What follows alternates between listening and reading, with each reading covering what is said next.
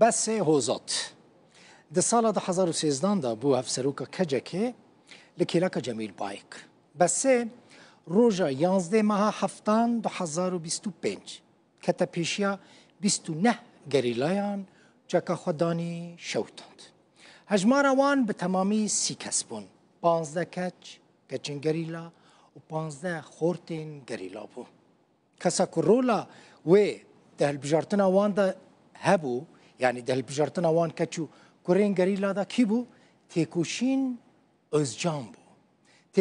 Tekuşin Ozan bu. Tekuşin Ozan halka medyade u ji Almanya tevli pekeke bu. Bese Ozat axaftına xoda got. Wan niyeta xoya pak nişanda edi top le meydana Türkiye. Deve yasayak derkeve jibuka u ba azadi vegerne Türkiye ba azadi siyaseti bikin.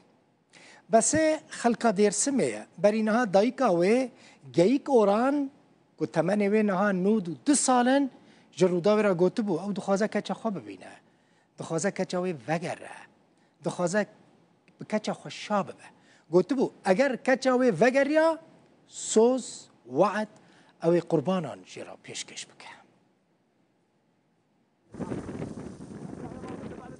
به دستکی چکا خواه هلگرتیه کش بو خاطر آشتیه دشوتی نه به دستکی جی داخویانیه چکدانی نه اف پنگا و پکه که هات پیشوازی کرن هلیه اورانه کوک هفساروکا کوما جواکن کردستان کجا که بسی حوزات دیناس کرن روج باش دم باش لشکفتا جاسن یا لسینور پارزگاه سلیمانیه سی گریلان لسر بانگا عبدالله اوجالان چکیم خدانین بسه حوزات تاوی که دست خباتا چکداری بردا دلخوش دیاره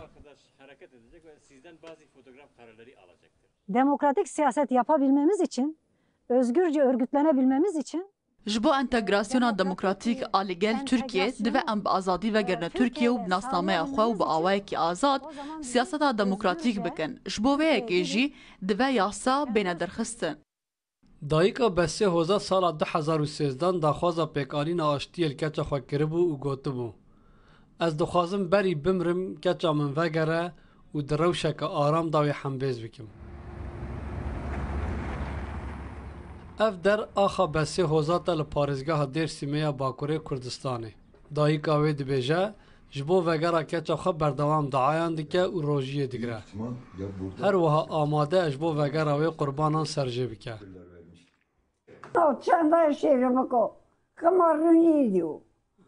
Vedi mi sponsoristi mi danno gli anni scia. Ma va merda, ma ne sai questa? Ma c'è no, c'è da scemo, sai che vi già ne ma riunidio. Ya. Ma due tieni per merda, ma resti questa. Vero? Yani serbest ol, bir şey değil mi pari? Ma diyor konu bunu kuruyor. Kesken o hadis resti bu. Ma inam ne kelim. Kurbanı kondu kenar kori. Razı kenar kori. Da temizleri konu. Ma dersin bu o kahu temiz kon kenar kori. Yani barışın gelmesini. Em bi hatina aştiye kêfxweş bûn. Em ji vê rewşê gelekî kêfxweş bûn û em hêvî dikin ku ew jî werin Tirkiye. Hewlên aştiyên li Tirkiye rûkeniya hêviyê daniye ser lêvên geyîk orana 92 salî. Çavê wê berdewam li rê ye û berî ku xatir ji dunyayê bixwaze, dixwaze bi keça xwe şa bibe.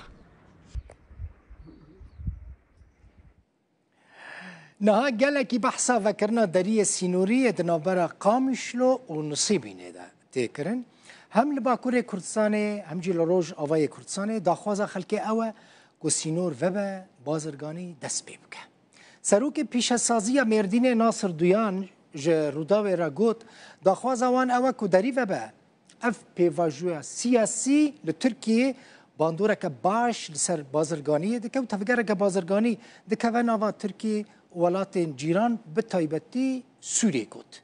Duyan her wiha eşkere kir ku vekirina derî yanî Nisêbîn û Qamişlo gelekî nêzik e. Dibêje دوی لعالی قامشلو آمده کارین وکرنه داری بینه کرن فرمانبر جی بینه ارکدار کرن و سیستم جی وردانین 2011 قاپیه نسبین هات آواکرین پشتی هات آواکرین که امه تجارت بکنم چون علیه سوری به حکومت جیره ما عاقفتن کرد نخوشی دکت ناف سوریده انچندی هن والیه می مردین مجیر گفت او کنگی اف قاپی اوی وب اف قاپی yani web جبر دو هاوی باش یک جه عالیه هابوره باره هابوره ویسته ببوره یا da دورده عالیه کردستانه به اوه هی ریج مبنزیکتر یا سیا جغینی عالیه کردستانه عالیه سوری جی تجارت به pazara mı emdi bejin ziyade be işte goten pişti ve sürece de em bavarın ve şey getiş ki ve ne bütünü